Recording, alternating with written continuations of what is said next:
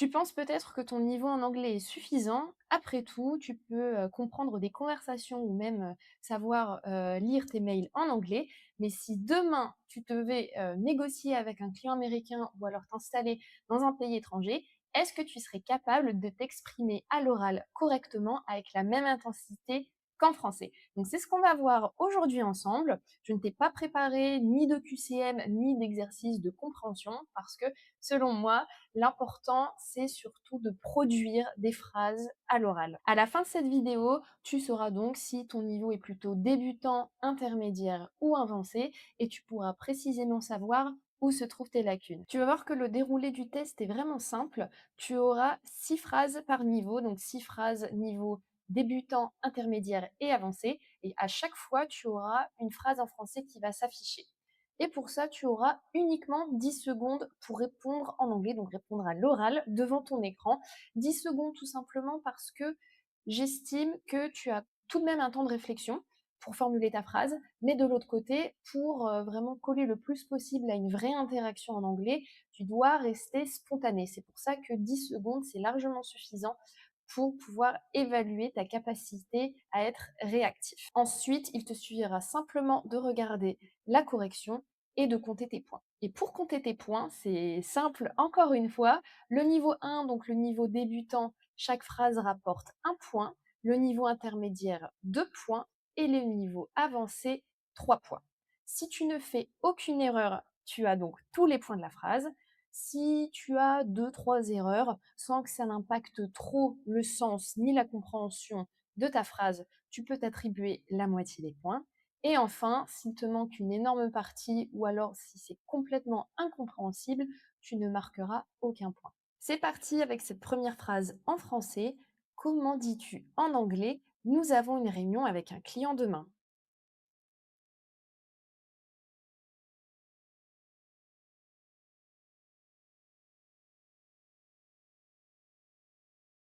En anglais, on dit We have a meeting with a client tomorrow. Donc, quelques explications en ce qui concerne cette phrase. Une réunion à ne pas confondre avec a reunion en anglais, qui signifie des retrouvailles. Donc, a reunion, c'est typiquement lorsque tu retrouves des amis ou des membres de la famille que tu n'as pas vus depuis longtemps. Pour dire une réunion, c'est a meeting. Maintenant, ce qui concerne le comptage des points, n'hésite pas à mettre cette vidéo en pause. Tu peux soit noter ton score sur l'appli Notes de ton téléphone, ou alors prendre une feuille de papier pour pouvoir écrire le score. Phrase numéro 2 qui vaut toujours un point. Cette stratégie fonctionne très bien.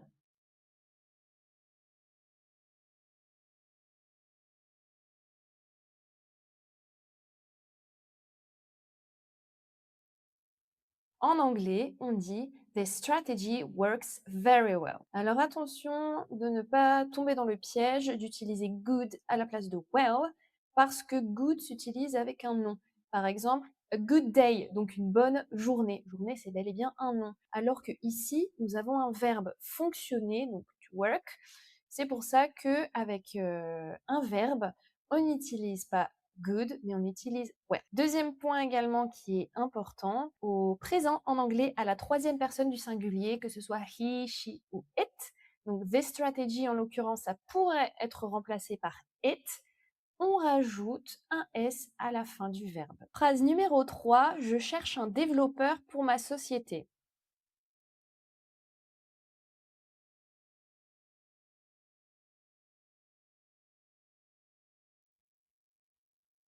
I'm looking for a developer for my company.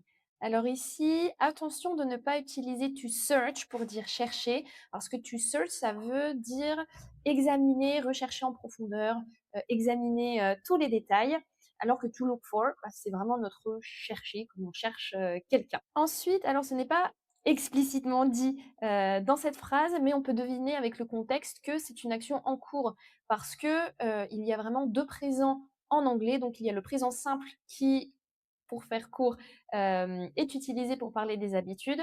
Et de l'autre côté, il y a le présent continu, donc le fameux présent ambi plus ing, qui, lui, au contraire, décrit des actions en cours. Mais si on fait preuve de bon sens, je cherche un développeur pour ma société, bah, ce n'est pas quelque chose que tu fais tous les lundis matins pendant, toute ton année. Ici, c'est vraiment pour mettre en valeur, une action qui est en train de se passer actuellement. C'est pour ça qu'on ne va pas dire: «I look for a developer», mais «I'm looking for a developer». Et maintenant, dernier point, alors ici, c'est plus une question de vocabulaire. C'est vrai que pour traduire société en anglais, le mot society, ça existe, mais society, c'est vraiment le groupe d'humains, ça dessine la société dans son ensemble. Alors que ici, on ne parle pas de la société, donc la société française, la société américaine, on parle de l'entreprise. C'est pour ça qu'on ne veut pas dire ici society, mais on va utiliser company. Phrase numéro 4, toujours un point, je n'ai pas beaucoup de temps aujourd'hui.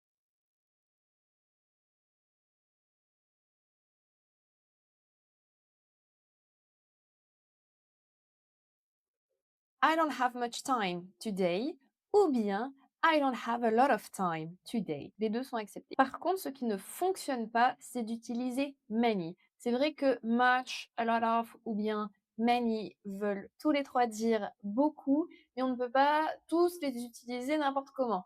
Donc much, on l'utilise avec ce qu'on appelle les indénombrables, donc tout ce qu'on ne peut pas compter, le temps, l'argent, l'eau, le lait, le sable, etc. Et many, on l'utilise avec les dénombrables, donc des chiens, des personnes, des fleurs, des maisons, etc. Phrase numéro 5. Comment dis-tu en anglais? Je travaille actuellement sur un nouveau projet.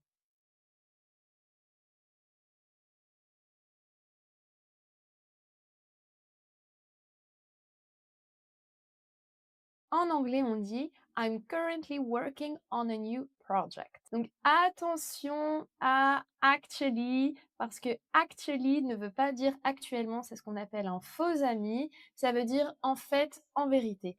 Mais par contre, pour dire actuellement, tu peux dire currently à la place. Phrase numéro 6 et dernière phrase du niveau 1, donc dernière phrase avec un point. Il ne comprend pas ce que je suis en train de dire.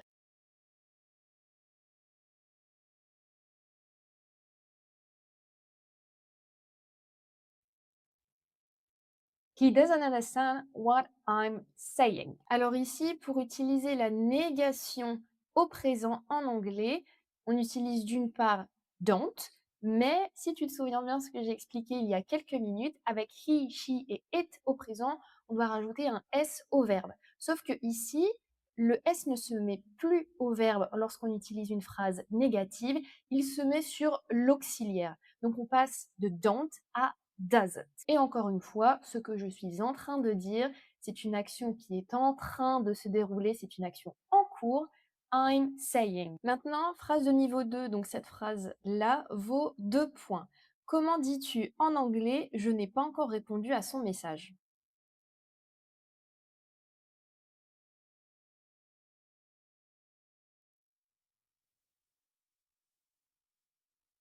I haven't replied to his or her message yet.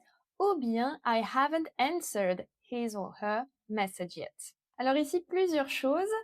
Ici, on ne sait pas de qui on parle, on ne sait pas si c'est un homme ou si c'est une femme, donc j'accepte aussi bien his que her. Malheureusement, on n'a pas assez de contexte pour pouvoir déterminer ce détail. Ensuite, il y a deux possibilités. Donc soit on utilise to reply to ou bien to answer, mais cette fois-ci sans préposition. Les deux formulations sont correctes. Mais par contre, le point le plus important, c'est le choix du temps. Ici, il y a ce qu'on appelle un lien entre le passé et le présent. Ce lien est visible avec le yet, avec le pas encore, c'est-à-dire que cette action a commencé dans le passé, donc ça veut dire qu'on a reçu le message dans le passé et jusqu'à maintenant, jusqu'à aujourd'hui, je n'ai pas encore répondu à son message. Et pour ça, il existe un temps en anglais qui justement fait ce pont, fait cette passerelle entre le passé et le présent, c'est ce qu'on appelle le present perfect. C'est pour ça que la formulation avec didn't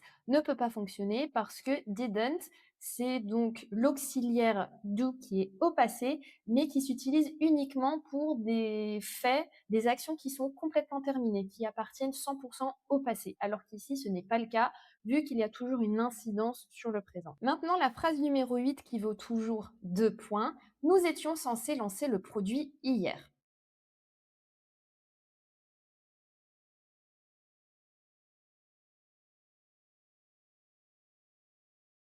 We were supposed to launch the product yesterday. Ici, il faut faire attention à des mots qui se ressemblent parce que on a d'un côté censé avec un C qui signifie quelque chose qui est prévu et de l'autre côté, nous avons donc censé avec un S cette fois-ci qui signifie quelqu'un qui fait preuve de bon sens. Donc ici, forcément, on ne va pas utiliser celui-là, mais pour dire que quelque chose est prévu, ça veut dire que quelque chose est supposé se passer. On va donc passer par la formulation to be supposed to.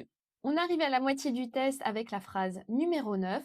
Comment dis-tu en anglais? J'utilise cette stratégie depuis 2 ans.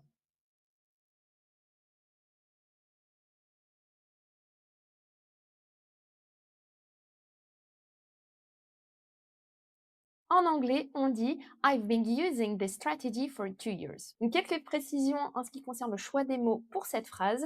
En anglais, il y a plusieurs manières de dire depuis. On utilise since pour parler d'un point de départ. Par exemple, since 2025, since my birthday. Donc, c'est vraiment un début.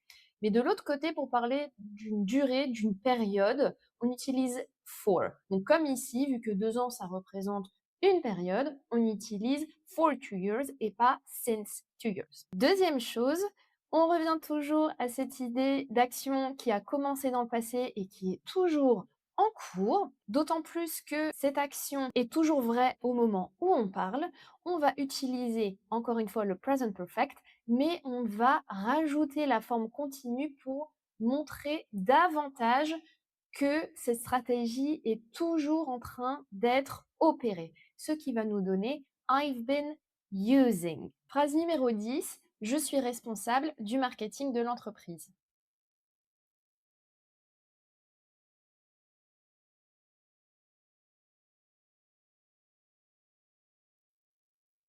En anglais, on dit I'm responsible for the company's marketing. Être responsable de quelque chose, on utilise la préposition for et pas of. To be responsible of something, c'est faux. C'est absolument la préposition for qu'il faut utiliser. Et deuxième point, the marketing of the company, c'est compréhensible, mais ce n'est pas naturel. Les natifs préfèrent utiliser la possession avec l'apostrophe S, donc company's marketing. Phrase numéro 11. Comment dis-tu en anglais? Je n'ai pas l'habitude de parler anglais tous les jours.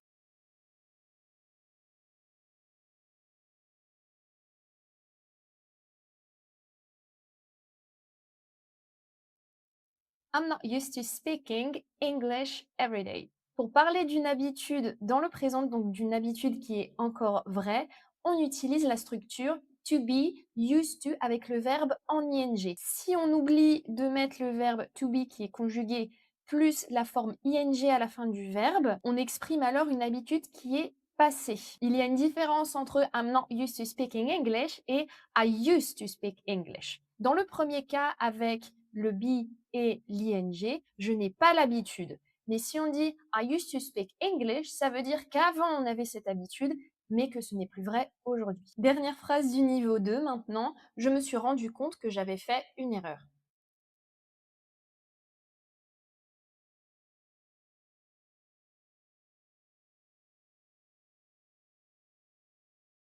I realized I had made a mistake ou bien an error. Pour dire se rendre compte en anglais, c'est en quelque sorte réaliser. Donc c'est pour ça qu'on va utiliser to realize. Ensuite, pour parler d'une action antérieure, donc l'action de d'avoir fait une erreur s'est produite avant de se rendre compte. Donc ici, dans la première partie de la phrase, on va utiliser donc le passé le plus classique, c'est-à-dire le prétérit.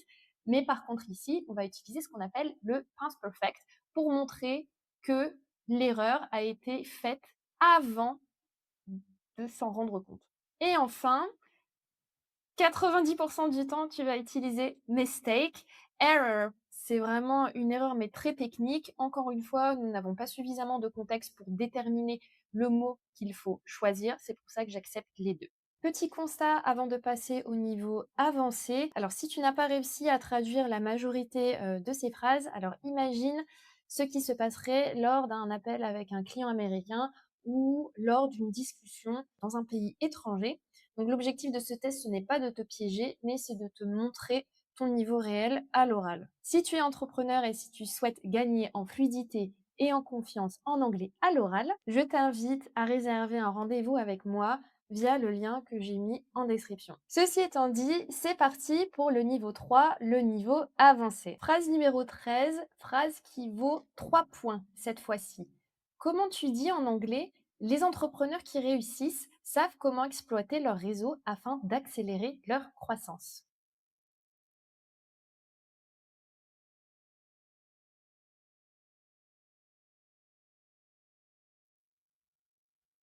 Successful entrepreneurs know how to leverage their network to accelerate their growth. Ici, on ne va pas utiliser to exploit parce que to exploit est beaucoup plus négatif en anglais qu'en français. Ça sous-entend quelqu'un qui est opportuniste, voire égoïste. C'est pour ça que le verbe to leverage est beaucoup plus naturel et beaucoup plus doux. Phrase suivante. Malgré plusieurs tentatives pour réduire les coûts, le projet n'était plus économiquement viable.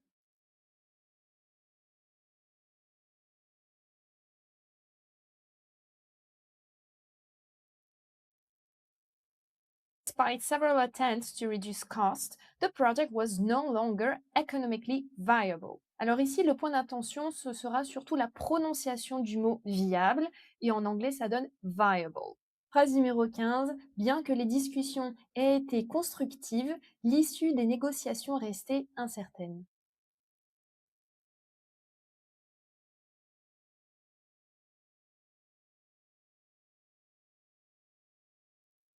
Although the discussions had been constructive, the outcome of the negotiations remained uncertain. Alors ici, ce qui va vraiment montrer la différence de niveau entre quelqu'un qui est intermédiaire et avancé, c'est l'utilisation du verbe rester.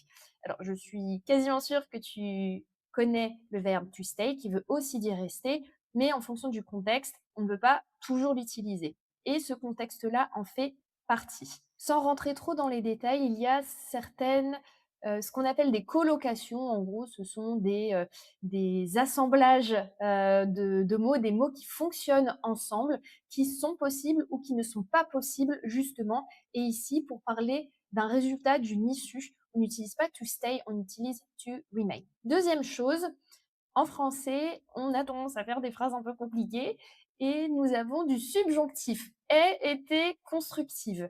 Alors que en anglais, les temps sont quand même plus simples. On va tout simplement utiliser le past perfect qu'on avait déjà vu un peu plus tôt dans la vidéo. Phrase numéro 16.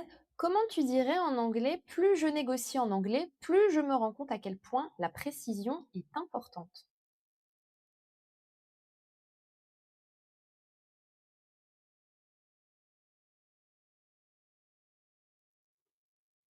The more I negotiate in English, the more I realize how important precision is. Alors ici, la structure, à quel point c'est important, c'est vraiment une structure qui n'est pas intuitive pour nous, mais qui est vraiment très utilisée et très importante à retenir.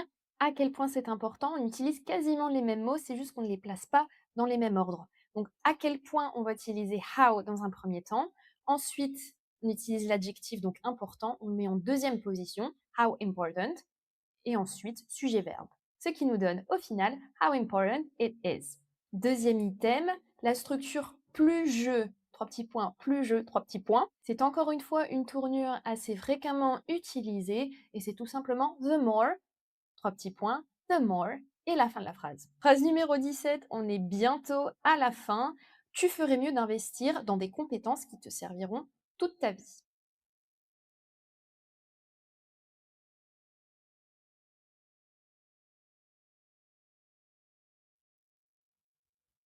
You'd be better off investing in skills that will serve you ou bien that will benefit you for the rest of your life. Ce qui est intéressant ici à noter, c'est la tournure tu ferais mieux de. Pour ça, il existe plusieurs possibilités et la plus adaptée pour cette phrase, you had be better off et le verbe en ing. Ou bien la forme contractée en utilisant you'd be better, donc l'apostrophe D au lieu du had, donc au lieu de la forme pleine. Il existe également you'd better avec juste le verbe, donc sans l'ing cette fois-ci, mais c'est un petit peu plus comment dire? Ça sonne un peu plus comme un ordre. Alors que ici, le sens est quasiment le même, c'est juste que la formule est un petit peu plus adoucie. Tu risques de me poser cette question, est-ce que should pourrait fonctionner? Alors oui, should fonctionne complètement. You should invest. Donc tu devrais investir, mais par rapport à l'intensité de la phrase, par rapport au sens et aux mots que je voulais te faire utiliser, should est correct, mais ce n'est pas ce que j'attends. Donc pour vraiment dire tu ferais mieux d'investir, you'd be better off investing. Phrase numéro 18, c'est la dernière phrase de cette vidéo. Nous étions sur le point de signer le contrat quand le service juridique a signalé un problème majeur de conformité.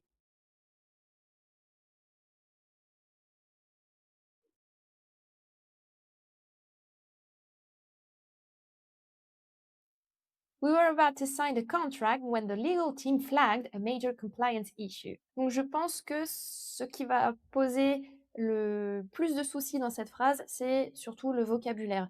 Donc soit on sait, soit on ne sait pas malheureusement. Et pour dire donc le service juridique, on va utiliser legal team.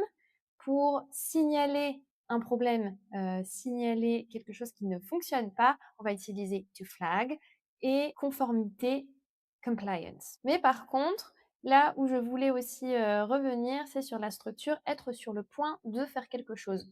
Donc comme ici, nous étions sur le point de signer le contrat, on va utiliser to be about to. Bien évidemment, à toi d'adapter et de conjuguer le verbe to be. Vu qu'ici nous étions, on va utiliser ça au passé avec we were about to sign the contract. Alors maintenant, je te laisse compter tes points depuis le tout début et en fonction du score, tu vas pouvoir ainsi déterminer à peu près dans quelle tranche tu te situes. Si tu as marqué entre 0 et 12 points, tu es débutant.